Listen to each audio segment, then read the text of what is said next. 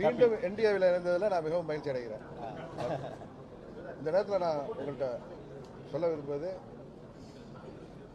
பாரத பிரதமர் மோடி அவர்கள் மத்திய உள்துறை அமைச்சர் மாண்புமிகு அமித்ஷா அவர்கள் மூலம் தமிழ்நாட்டில் என்டிஏ கூட்டணியை பலப்படுத்தணுங்கிற முயற்சிக்கு உறுதுணையாக இருக்கின்ற விதமாக எங்களது பங்காளி சண்டையெல்லாம் தூக்கி ஓரமாக வைத்துவிட்டு,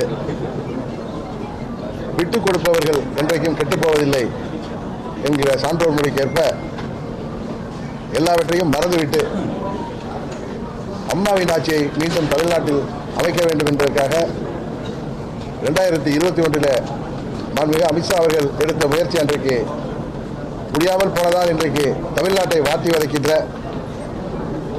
திராவிட மாடல் என்கிற பெயரில் நடக்கின்ற இந்த திராவக மாடல் ஆட்சி, கஞ்சா மாடல் ஆட்சியை முடிவுக்கு கொண்டு வருவதற்காக மீண்டும் நாங்கள் என்டிஏவில் இணைந்திருக்கோம்.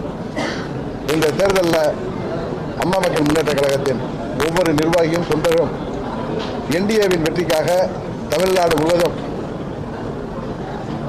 அவர்கள் ஓயாமல் உழைத்திடுவார்கள். உறுதியாக 21 தவறிய அம்மாவின் ஆட்சியை இந்த முறை நாங்கள் உறுதியாக தமிழ்நாட்டில் உருவாக்கி காட்டுவோம் என்பதை இந்த நேரத்தில் நான் மகிழ்ச்சியோடு சொல்லிக் கொள்கிறேன்.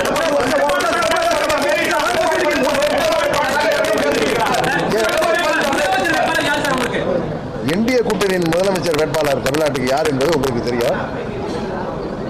எங்கள் முதலமைச்சர் வேட்பாளர் யார் என்பது உங்களுக்கு தெரிந்து நீங்கள் எங்கள்கிட்ட கேட்பது